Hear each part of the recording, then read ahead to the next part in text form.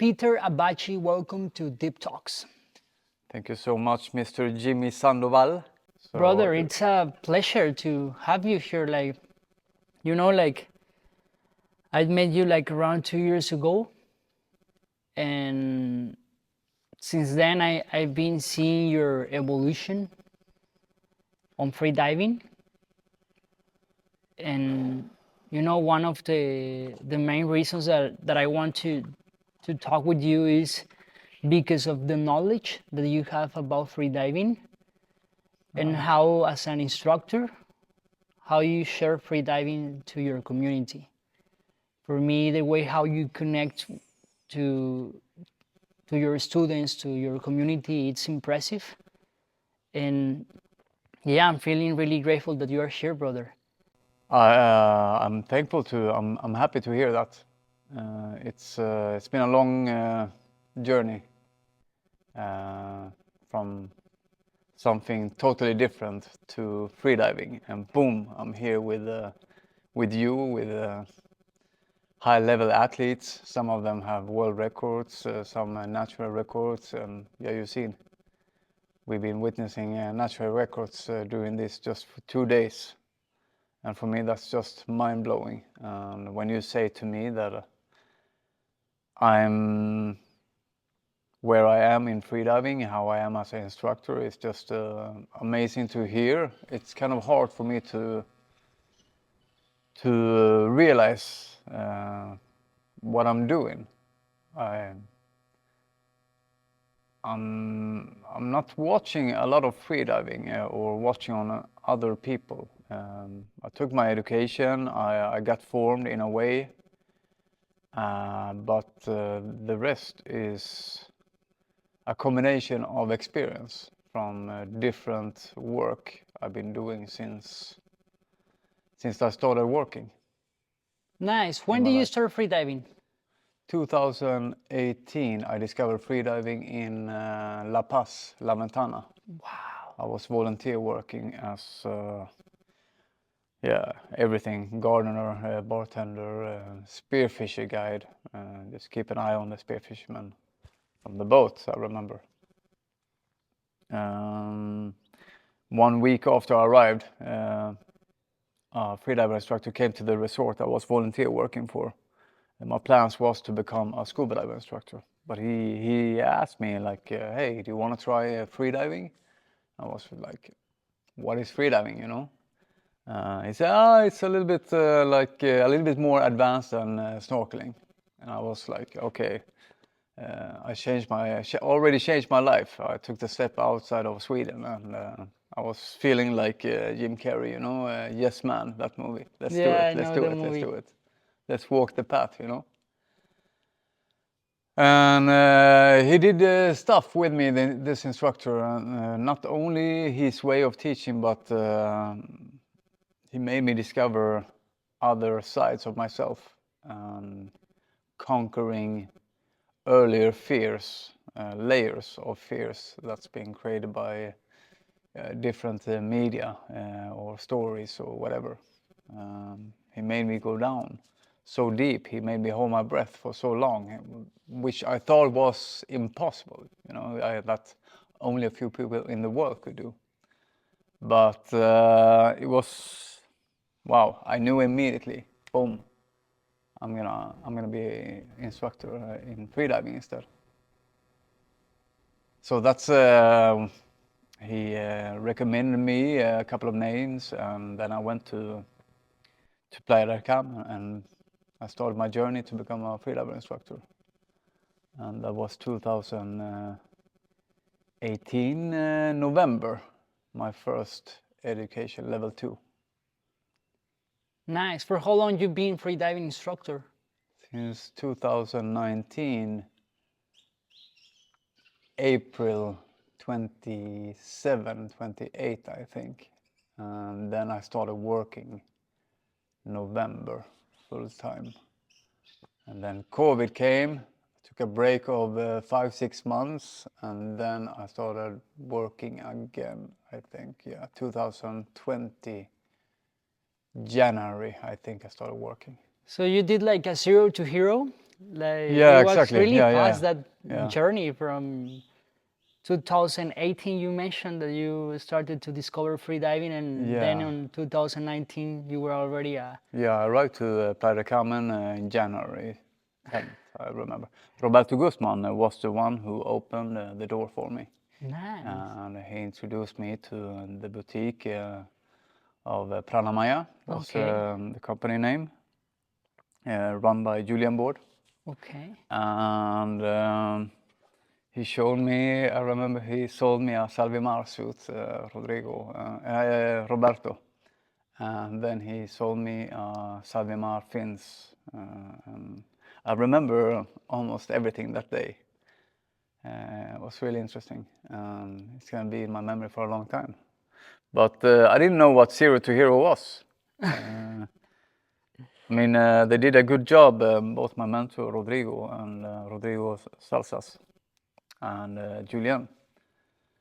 But Zero to Hero, you know, I was not aligned with the English language. Yeah, sure, I study English in Sweden, but you never use it, you know. brother. For people that they don't know what zero to hero means, what is zero to hero in freediving? Si quieres aguantar más tu respiración, inscríbete a mi curso. Aquí vas a encontrar tutoriales y teoría para mejorar tu apnea. Dale click al link que se encuentra en mi bio. I mean, you do all the courses and training in a package offer. And I remember I did like 4 trainings a week.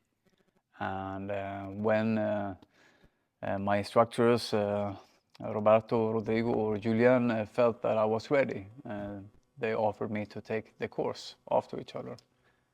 And yeah, and depending how I progressed, they progressed with me as well. So it was very intense. New language, taking in English through my ears in my brain and interpretate that. And you know, Julian, Rodrigo, they have this French accent as well, so it's a little bit harder to understand. But yeah, of course, now I don't think about that I'm speaking English. But anyway, it's quite fast. What I'm trying to say is it's fast. It's a lot of information and took me a while to process everything. So it was quite overwhelming. I would not recommend unless you are already a fluent speaker in the language you're going to take the course in, already have some experience and know what it's about, so you can easier handle the information you get. Okay. You know, brother, like for me, when I started to be into free diving, I remember I went to a couple of competitions. I wasn't participating, but I was there, and I saw you as a safety diver.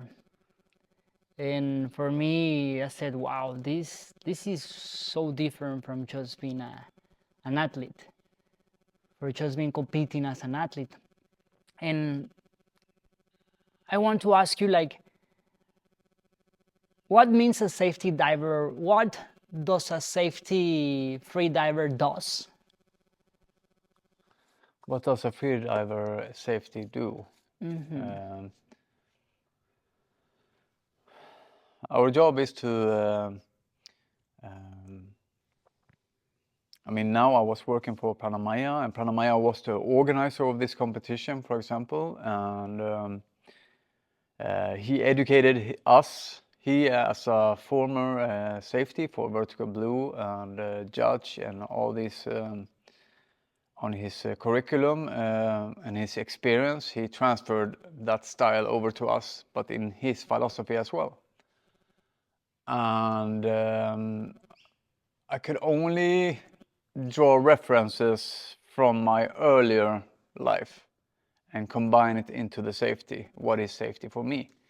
For example, I used to work as a fireman before. I used to work with elderly people. I used to be a football captain.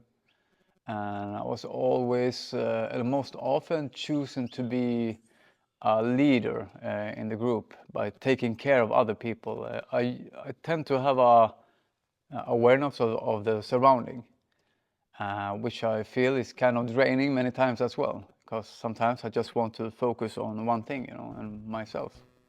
But I always scanning people and safety in the water. Yeah, we do. We are diving down, and we keep people safe if they run out of oxygen or have any other problems. But the safety comes for me is it's already from the moment you meet the person, for example. So in Pranamaya's case, we had a lot of competitors coming to Pranamaya first to train before the competition, and we did it like competition style during the training days. It's a competition that is beginner intermediate, so it was a nice transition for the people, and at the same time we learned how the system worked, the platform worked, the rotation system, the drills, and we already started to scan the people, how they work in the water, how they are, if they are stressed, if they are beginners, their former experience, the physics, fitness, everything, you know, and you try to create a profile as soon as possible, and that way you can already see before the athletes dive, like okay, this person is probably gonna do this and this and that, but at the same time we're following standards, which makes us easier for us to follow and make them secure, and then we take our own experience and how we already been profiling them since we met them. So it's a lot of combination of how we keep them safe. Like Surya said, the chief of safety for this competition, she told us the safety team's gonna be invisible. Yes, exactly. I totally agree. We're gonna be there and keep the athletes safe, but we try to not interfere as much as possible. It takes to become a safety. I would recommend working as having all the levels and have some experience already from working. I was working full time for Pranamaya, and that gave me a lot of experience by looking at a person, like small reactions in their face, or how they do their relaxation breathing. You can already there start to sense different stuff, but you learn that after some time as an instructor. And with Julian's experience transferring that over to us, it helps a lot as well, combined with your own experience as a diver. Yeah, I don't know if I answer your question. Yeah, definitely. Like, and I have some questions now that you mentioned. Like, how does the safety system works in a competition? Can you explain us a little bit more about it? So I've been only been safety for a limit of depth. So this is the Xibalba Competition. We have a depth of 90 meters. So just for you guys, the place where we are right now, it's a deep cenote. It's 90 meters depth. Dropping 90 meters, well, more than 90 meters, but we decided the competition to be 90 meters this time due to different reasons. But otherwise, we can reach 100 meters here, no? In the corners, I think. And the other competition where Azul Challenge is held, we have usually 85 meters. Sometimes when it rains a lot, they can go a little bit deeper as well.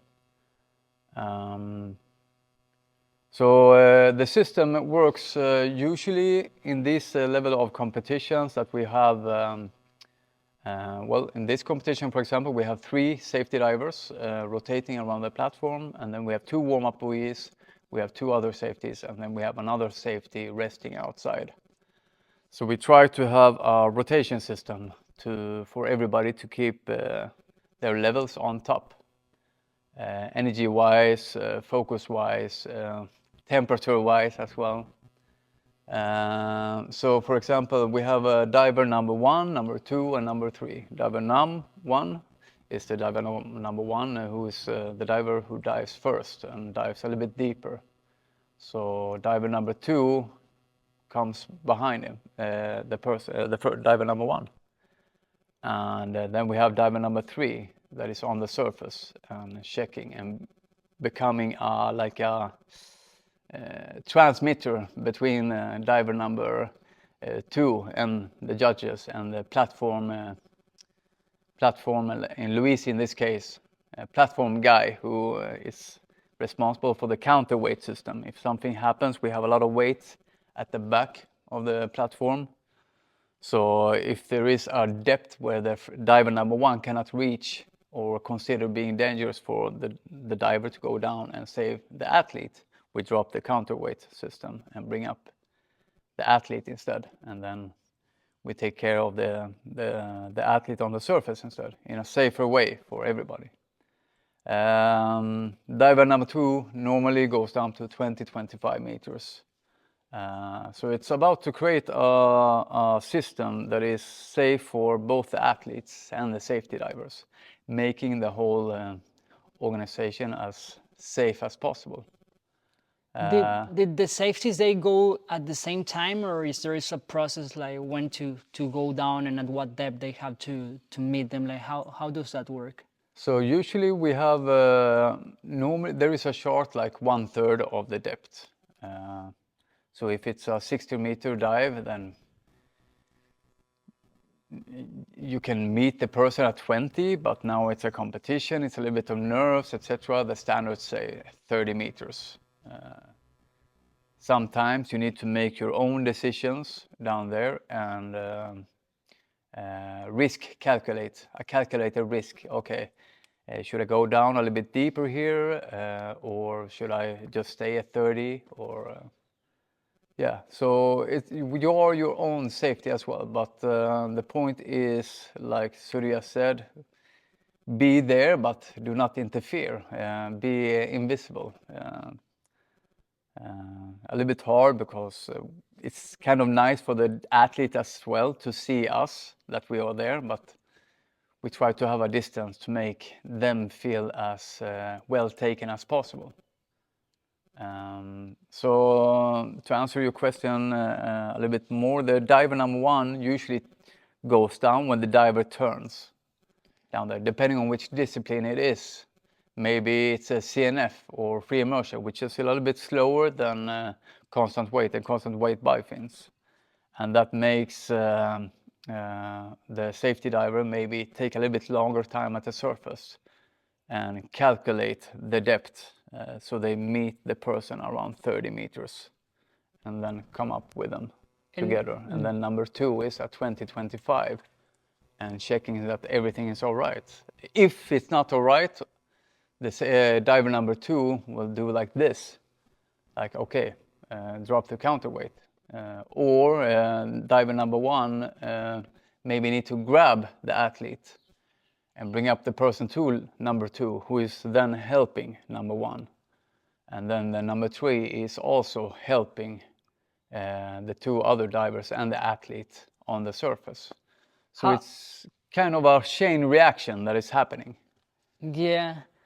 Brother, it's really interesting, like the calculation to meet the diver. For example, if you're safety number one, you have to meet them at least here in this competition at 30 meters depth.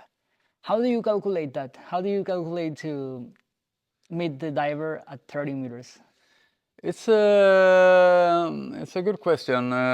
It's a little bit what I told you before. It's when you meet the person and you create a profile, and especially if the athlete is already in the training days before the competition, you already there can see how the diver is in the water.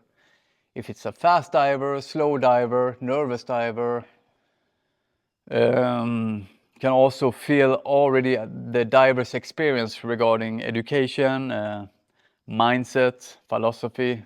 Then you have your own experience as a diver in general and as an instructor.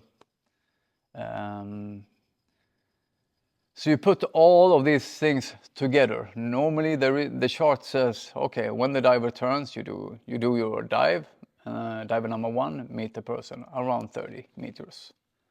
And then you need to manage the collaboration around the 3 safeties that is on the platform. So diver number 2, for example, are waiting till the diver number 1 goes down in general. And then, okay, diver number 2 most probably as well have been calculating this. Normally we have a briefing the day before where we are talking about, okay, this is what we're gonna think about this diver, this diver, this diver.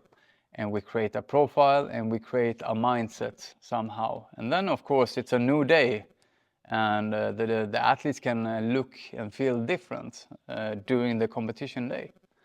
So you constantly need to create profile, and feel the vibe in the water. For example, you know, when you get the diver to the line, you can already there feel the focused, or if it's a very talkative athlete, sometimes it feels good for them to speak and communicate, having a conversation to, how do you say, to diminish the nervousity that is wants to pop up, you know. Some people are super focused, I remember I got Camilla yesterday, Camilla Haber. She did her national record, 84 meters. I tried to talk with her a little bit, but I sensed immediately, okay, she's focused. She's not, she does not want to talk. She wants to be handled in a different way, etc. So you need to adapt to the athlete as well, okay? Because it's a process for them as well, you know. They're gonna go 80, 70, 80, or whatever it is, a huge number of depth that is in their brain, not costumbre, ¿cómo se dice? Yeah, as usual. As usual, it's a little bit deeper depth than normal. They're pushing the limits a little bit. So you need to have a little bit of empathy, of understanding, not only by communicating, but also the vibe, you know, to read the situation. Okay, brother. And for you personally, like, do you try to dive once you feel the touch from the diver, or do you calculate it different? It depends which diver it is. It depends the discipline. It depends which athlete it is. Like I told you, if we see it's a fast diver in out of the normal, then yeah, you need to dive a little bit earlier to make sure you meet up the person. If it's a risky dive and you don't know that how the athlete is gonna perform during that dive, then maybe you go a little bit earlier. You make sure that you are 30, but maybe you can. You want to really make sure for the athlete that the athlete is really safe. Maybe you go a little bit slightly deeper, 30, 35. But you need to risk calculate all the time. And I think you're really good at it. Like, the fact how you share about how you analyze each athlete profile, that's a really good skill that from my perspective you have developed. And I wanted to ask you, like, how do you read the athlete's vibe before entering into platform? Oh, it's a good question. Many different ways. The example with Camilla, for example, you know, we set the line. After a diver is done, they come up, we take off the lanyard, we give them a ride back to the platform at the side, and the doctor take care of them, and then the other safety divers take care of setting the line. We prepare for the next dive, and then we usually have the athlete needs to relax a little bit. Usually they have 3-4 minutes to relax, and that gives us time to recon a little bit, how do you say, recon? Reorganize ourselves. Yeah. Okay, who's diver number 1, number 2, number 3? Okay. We make sure the lanyard is on, the official gauge, the athlete is lying relaxing. Okay, who's the next diver? We look at the schedule. Okay, it's that person, that depth. Okay, and already there you seek up where is that diver. Is the diver preparing? How does the diver look from far away, for example? Maybe sometimes the diver is sitting up here and haven't rest. And some athletes, they have that, they want to go immediately down to the water and do the dive to not bring up too much emotions, for example. But my combination with my former jobs and hobbies or whatever we can call it, I take that with me as well. I used to love sitting in a cafe and watching people passing by outside. And you can see almost what they are thinking, how they feel, you know. So I don't know, I like it somehow. It's kind of judgmental, but many times I'm kind of correct. And as a fireman, you need to also take care of people, make them feel calm. You try to read them, are they in shock or whatever. As a football captain, you need to take care and keep the moral high in the team. So you're constantly reading your players. How do they feel? Is this player, my comrade, is he ready to take this responsibility on the pitch today? Maybe he should not take the penalty, for example. These kind of small things, you know. Coming back to the competition, how do you know when the athlete is nervous? For example, they can flack with the eyes, not focusing on something. They are watching everywhere. Their breathing is kind of high and a little bit shaky. Their voice is not as confident as normal. Small things, you know, and the vibe. You can feel attention as well sometimes. Wow. That's so good, brother. Like all these aspects that you analyze, that's what makes you a really professional safety diver. I mean, I think you put a little bit too much spice on it. It's my opinion, but Yes. I don't know. I don't see myself from outside. Again, I didn't know what freediving was before, since 5 years behind, and I've been thrown into freediving 100% full time. And I consider Julian at Planamaya and Rodrigo really good and knowledgeable instructors. They used to work as a scuba diver instructors before as well.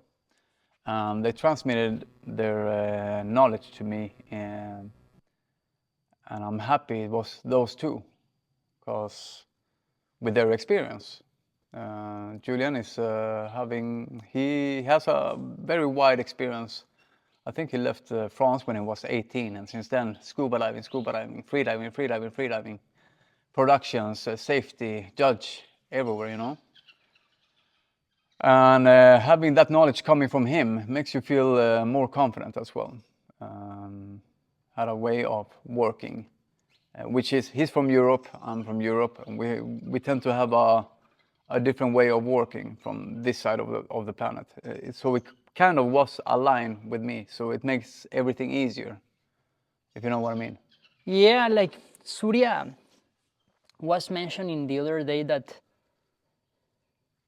a really good combination is when you set a person that has like a beginner knowledge. Yeah, exactly. With a person that is well experienced, that's when the combination happens. And coming back to my comment on you as a professional safety diver, is because that's what I see for me coming to this competition as a safety diver for the first time. Seeing you guys, how you perform I just see professional divers because that's my reference that I'm having, you know.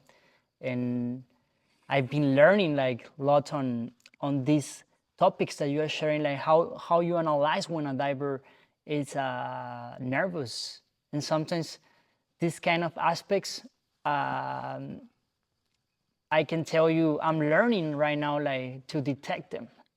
These And you do aspects. it really, really good as well. Thank you.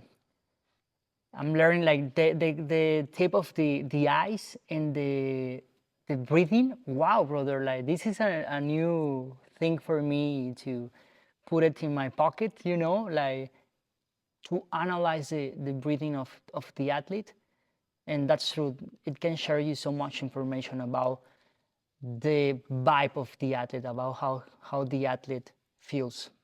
Yeah, but at the same time, you know, there are so many different agencies out there. They have their different philosophy regarding the educational system. They are how do you say?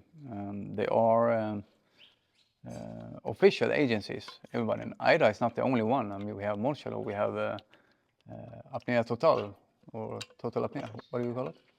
We have PADI, we have SSI. We have different philosophies, and some of it are not exactly the same type of breathing, but at the same time, it can be there are different levels on the athletes, and they have different experiences and knowledge. And some people they use a breathing that is aligned with them, that works on them. And then you have your own education. Okay, this is not how you breathe. This is how you breathe. But then again, they are all charts, you know, and proven. Some of them are proven to be more efficient than others.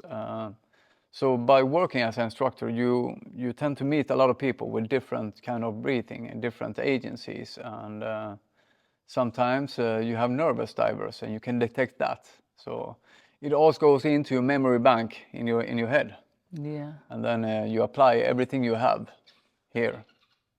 What do you consider for a good safety diver? What skills does a good safety diver must have? Good skills would be to trust surrender to the team, be a team player, have a humble mindset, open for changes. A team player like any other team, if it's baseball, basketball, rugby, football, or you know, different jobs, you need a teamwork to make it work. Like you said about Surya, it's easier to have somebody who is new to freediving to form them into a certain way than having somebody who has maybe a lot of experience, a lot of records, or whatever it can be, a huge curriculum. They tend to, not only in freediving but in other sports and work as well, they tend to be harder to collaborate with. It's hard to teach an old dog to sit. Yeah. You know, you heard that expression? Yeah. We were talking about, brother, like what skills a safety diver must have, and you were mentioning being a team player, like to know how to work as a team. And I definitely agree with you. Like now that I'm having this experience, wow, it's impressive how you need to coordinate and be a team to have that skill developed in order to make the whole system works. And also something else that I see in you, and of course some members of the safety team, I see it as well. To once you are doing the safety, to you as a safety diver remain calm, like to not only follow the system but also to know when to act, how to act, to remain calm despite of the situation. And I think I'm, at least from my side, that I'm starting in this journey of safety. I think I'm learning that, to remain calm when you are assisting or doing the diving. How do you feel? How do you feel? To be honest, I can tell you that in the drills, I feel good, but that sensation of feel calm in the whole process, I think I'm learning that. Sometimes there are things where I feel like a little bit rushy, I will say, and that's something that I'm looking for to keep developing that skill. That no matter what is happening, you behave tranquilo, you behave calm, and you perform the assistance in the calmest way, because the more calm you are, the more efficient is going to be the process, instead of being like rushy and try to accelerate the process. Yeah, I mean, we don't have any other choice. We need to be calm, you know. Most often we have 3-4 minutes to relax between the athletes, and that time you try to let your levels come up to a perfect level as quick as possible. Whether it's just doing belly breathing, relax your whole body, do a body scan, think about something else, or focusing on the dive, positive things, for example, not thinking about negative scenarios, just following the standards in your head. Okay, I'm diver number one. I already created a profile on the athlete. Okay, the athlete is doing this discipline. What do I know about this person? Okay. Listening to the judge, and at the same time you're doing relaxation and having a positive mentality. You want to now most often we sit on noodles, so we don't have to kick on the surface to keep us floating. Yeah, we have the wetsuit, but some of us are a little bit more negative. Can be quite cold after a couple of hours in the water, so you try to relax a little bit more so you don't shiver and lose some energy there. And you're following the standard. After the turn, the diver is coming back up. If you know it's a slow diver, yes, you can wait a little bit, or if you prefer to dive a little bit earlier and kick down a little bit slower to prevent CO2 to build up a little bit faster. But if you are very used to CO2 and high CO2 tolerance, yeah, you can dive down at the turn, or you wait a little bit and you dive a little bit down. You dive down a little bit faster. So it's depending on the diver and yourself, what you're used to and how you feel is best. And different times during the competition days, you know, our energy gets lesser and lesser and lesser as well. We are humans. But how do I? Yeah, just trying to be as relaxed as possible and keep focusing on the positive things and your task, your mission. And the more times, it's just like in any other dive, the more times you repeat something, you create some kind of a muscle memory, and you do it without even thinking. Boom, you are 30 meters without just what happened, you know? So yeah, no, it comes with experience, and you take the knowledge from beginner level, what you've been learning. Talking about experience, how many editions you've been doing safety? For how many editions you've been doing safety?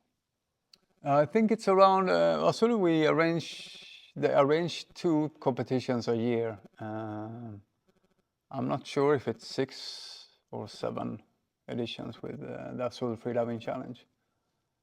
And this is my first Xibalba, so between 6 and 8 competitions, depth competitions. I did Cozumel pool competition, the first pool competition for me in February.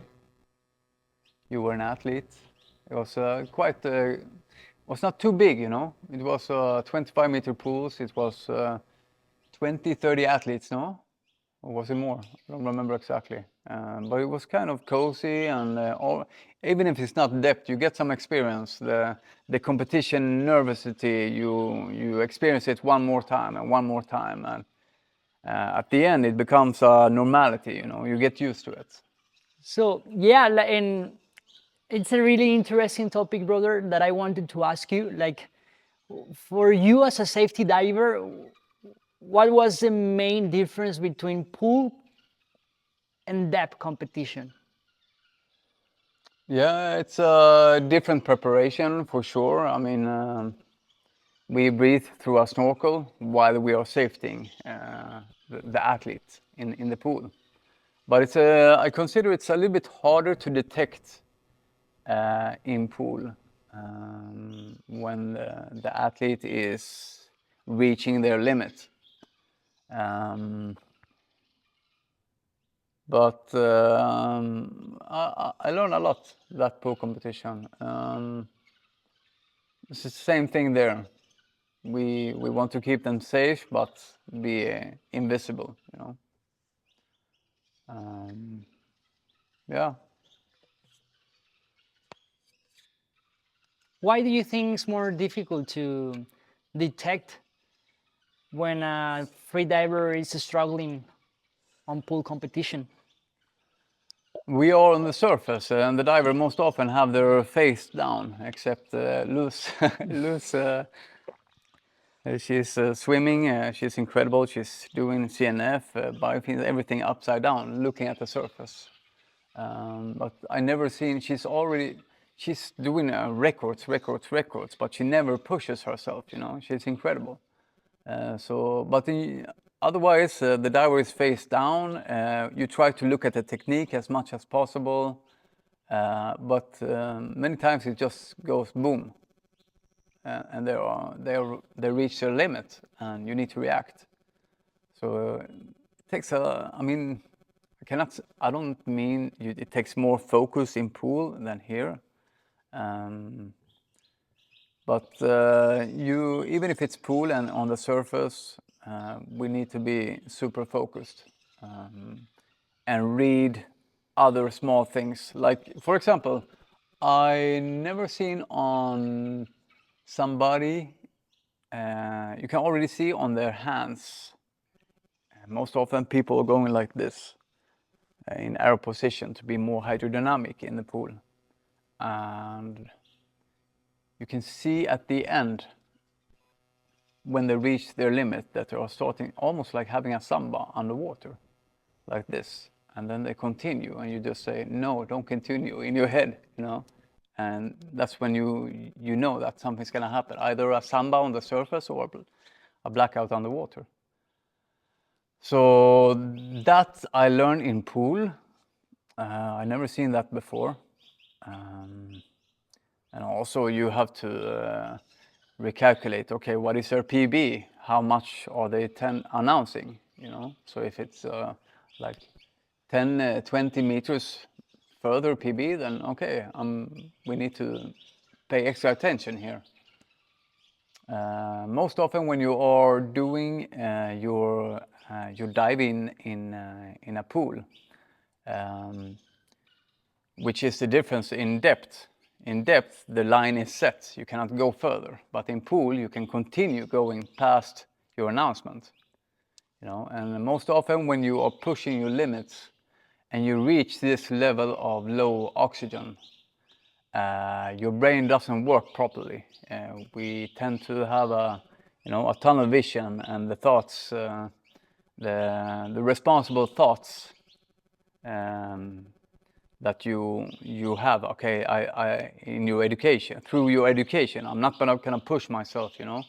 But when the oxygen levels is dropping, it's hard to focus on what to do and what not to do. So sometimes when the oxygen level is so low, you tend to continue without even thinking.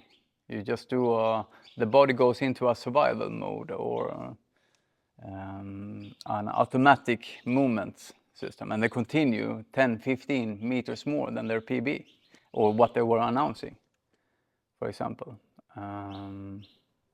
So that was very interesting for me to see. And of course, new athletes, new experiences, new profiles. It's probably the best part, to meet new people. It's really, really nice. New people from different parts of the world, and different divers with different levels and experience. You're always something to learn, you know. Impressive, brother. Thank you for sharing that. Yeah, definitely. As I mentioned before, like the way how you analyze like certain aspects of the free diver, that's what makes you being a better safety diver. That Right. helps a lot, Yeah. contributes a lot, I would say. And I wanted to ask you, brother, like in the free diving, there are many journeys that you can choose. You can choose to be an athlete, you can choose to be a judge, you can choose to be a safety diver, an organizer. Why did you decide to be a safety diver? Well, as I said, I was working under Julian and Pranamaya, and he wanted to organize. And of course, he chose people for sure that he's been forming into freediving. So he knows what he gets when he chooses his own workers, instructors. So it was like coming in on a sandwich. Boom, okay, you're safety, all right. And then you start working with that, and you create experience. And you learn. Take the bull by the horn. I cannot say I went in confident like this, but it's it lies this is what my whole journey has been about, you know, doing new stuff, trying new stuff, new grounds, stepping outside of the comfort zone. It's very scary, but you evolve so much. You learn so much about who you truly are. You develop new skills, and suddenly you realize that shit, I know so little, not only about what's out there, but about yourself as well. Also, you enjoy to be a safety diver, isn't it? It's anything, any activity in the water is nice. Wow. Okay, maybe not static, but You don't like static, bro? no, I want to do something. It's like football. I can run after a football, but not just run on a road. But honestly, I prefer depth more. Maybe that's because of the mammalian dive response. You know, it feels better in your body. In pool, you're not activating as much as in depth. I really admire the people who are strong in the pool. You know that shit. If their equalization is good, they're gonna rock the depth. I want to experience that. That's a little bit ahead of my next adventure, to focus and go in a little bit into athleticism, to see how that world functions, and if I got what's needed, you know, the discipline, the consistency, and the focus. It would be nice to experience that on a high level as well. Brother, from what I've been experiencing right now, sharing the safety journey with you, I see you're a really strong man. Same man. Strong man, like going down to 30 meters and then coming back and staying so aware and alert. It's really impressive. Yeah, but you're doing it too. How do you feel about that?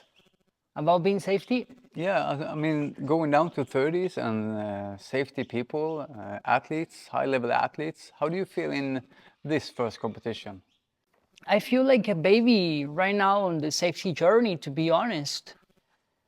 I started in freediving as a hobby because this connection between mind and body, it's marvelous. Before, I just to be only working on my marketing agency behind the desktop, working. So the moment I got into freediving was like connecting to myself. And the community that opened doors for me, they are into depth. They love depth. So that's what I was doing, depth. But then I felt stuck a little bit on the depth. And that's when I decided to keep taking courses. Shout out to Julien. Julien, he's my freediving instructor, but also I did the AIDA 3, AIDA 4 in Pranamaya. Really good instructors there. And the moment I started to get more information, the moment I started to get more knowledge, I realized that I could go deeper because I needed more information to process it and then feel more comfortable on what I was doing. Then when I became freediving instructor, I felt like a baby as well, because I was like, Right. yes, like this is like the athlete aspect, let's say it. But when you're a freediving instructor, it's not only about being an athlete, it's about being an instructor, to be a coach, to also to be more responsible, I would say. So I felt again like a baby. And then I did my safety course, and now I'm doing my first safety competition, and I feel again as a baby, and I love to feel like that. I like to be in a new environments. I love to feel new in something. I like to be in an out of my comfort zone, so I get to learn a lot. So coming back to your question, I feel like a baby. I'm enjoying the journey. Of course, there is a long journey, and I'm patient. I take one step by step. And one of the intentions doing podcast with you is because I wanted to learn more about safety. If you realize, I was asking you a lot of But you questions. already know so much. I feel so safe and comfortable having you as a diver number one, or when I'm diver number two, or vice versa, or whatever it is. It's like you've been doing safety many times before. You're doing really Thank good. you, brother. And I think something that your personality has, and maybe we're gonna put that for the next episode, because definitely I would like to have another episode with you.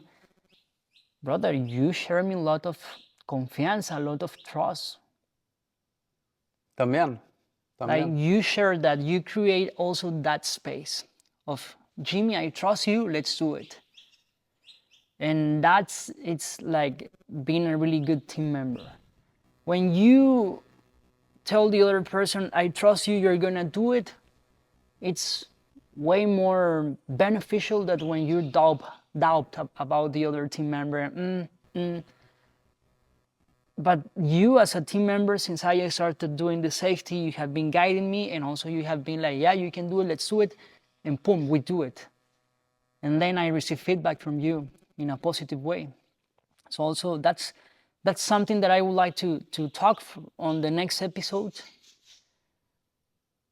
because my partner, shout out to Sina, my partner, she mentions that when she does freediving with you, she feels this space of trust.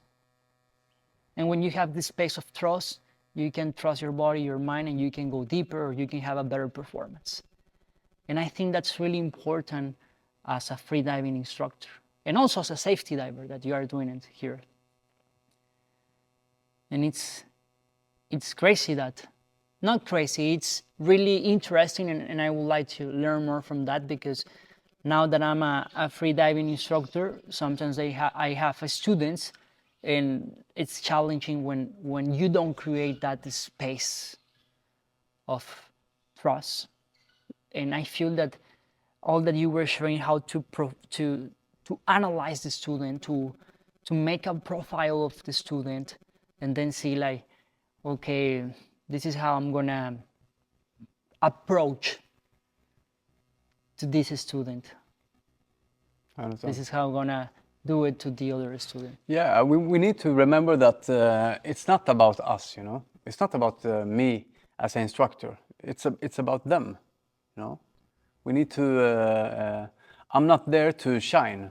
I'm there to make their problem or their journey or experience or freediving, you need to relax, you know.